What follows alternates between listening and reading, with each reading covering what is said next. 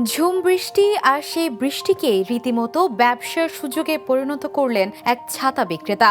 মাত্র 1 ঘন্টায় প্রায় 5,000 টাকা লাভের দাবি ঘিরে এখন সামাজিক যোগাযোগ মাধ্যমে তুমুল আলোচনা চলছে। ভাইরাল হওয়া একটি ভিডিওতে দেখা যায় একটি মেট্রো স্টেশনের বের হওয়ার পথের সামনে রঙিন ছাতার স্তূপ সাজিয়ে দাঁড়িয়ে আছেন এক বিক্রেতা।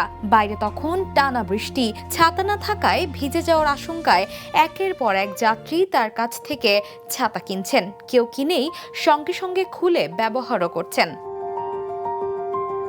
জানা যায় বিক্রেতা পাইকারি বাজার থেকে প্রতিটি ছাতা প্রায় 100 রুপিতে কিনে বৃষ্টির সময় 200 রুপিতে বিক্রি করেন। দাবি করা হচ্ছে এইভাবেই মাত্র 1 ঘন্টায় তিনি প্রায় 5,000 রুপি লাভ করেছেন। ঘটনাটি সামাজিক মাধ্যমে ব্যাপক আলোচনার জন্ম দিয়েছে। অনেকেই বলছেন সময় ও পরিস্থিতি বুঝে ব্যবসা করার এটি দারুণ উদাহরণ।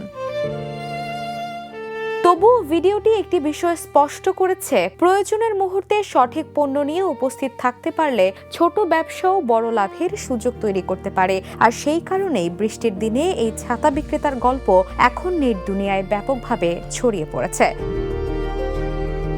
Desk report, the news. দেশে দেশে সবার সাথে দ্য নিউজ।